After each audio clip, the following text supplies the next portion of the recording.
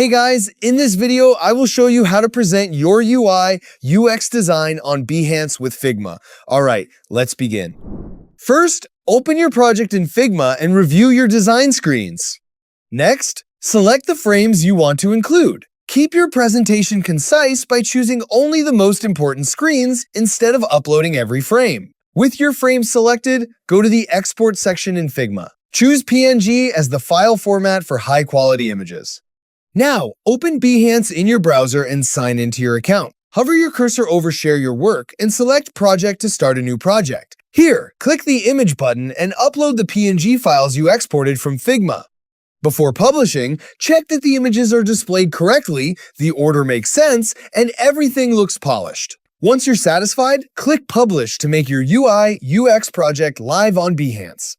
So that's basically how you can present your UI, UX design on Behance with Figma. That's it for this video. Thanks!